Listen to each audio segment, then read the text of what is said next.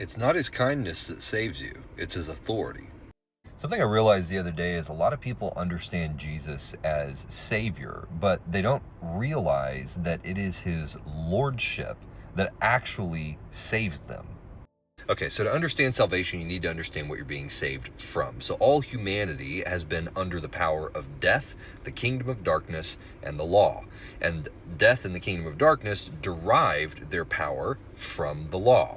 Why is that? Because under the law, anybody who sins is worthy of death, condemned to death. All have sinned and fallen short of the glory of God, which means that every single human being by the law is dead. And so this is what empowers both death and the kingdom of darkness to lay claim to you as a person.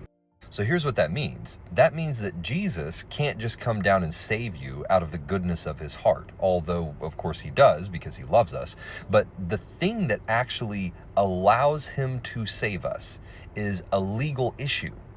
You see, when Jesus died on the cross, he satisfied the law. And as a result of that, God gave him all authority in heaven and on earth. And so by granting Jesus all authority, that means that by his authority, he is free to adjudicate every single human situation himself. Which means if you do something that transgresses the law and someone else does something that transgresses the law, he gets to decide what the consequences of that are, because all authority to adjudicate on heaven and on earth are his. And it's this authority that stripped the rulers and principalities and powers that used to hold us under their power. It stripped them of that power, the right to do these things.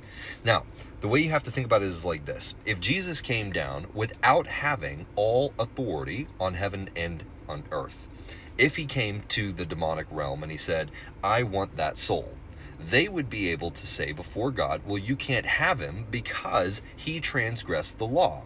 And as a result of that, he is outside of your purview, outside of your authority. He's under our authority, because everything that transgresses the law falls to us. We are the kingdom of darkness. We have authority over anything that is not part of the kingdom of light.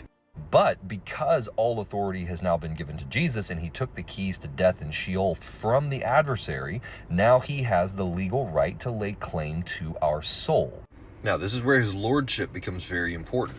You see, imagine that you were part of a foreign country and you wanted to come to a different country because the country that you were a part of was really bad, right? They didn't take care of their people, they enslaved people, all those types of horrible things. And you said, I want to go to this other country. And the other country says, okay, we'll save you. No problem. We'll absolutely save you.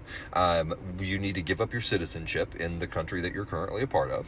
And you need to agree that when you come to our country, that you're going to abide by the rules of our country. And you say, well, yeah, but I don't really want any of that. Like, I just want you to save me from my country, and then I want to be able to come there and do whatever I want. And they say, well, it's not how it works. Like, we're going to give you a passport that lets you, or some documentation that lets you come be a part of our country, but you got to agree to like follow the rules of the country that you're coming to be a part of. Well, if you say, well, I don't want that. I don't want to be a part of your kingdom. I just want you to save me from this kingdom. Well, at that point, it seems pretty reasonable that the person might say, okay, well, then stay in the kingdom that you're in. Now, before y'all freak out and jump in my comments talking about works-based salvation, don't miss the point. Okay, I'm drawing an allegory here. We're not talking about what saves a person and what doesn't save a person. We're not talking about the technicals of salvation right now. I'm just trying to help you guys understand the frame of thinking for how this whole thing works. You were part of the kingdom of darkness. Jesus was given all power and all authority. He stripped the power and authority from the rulers that you previously were subjected to.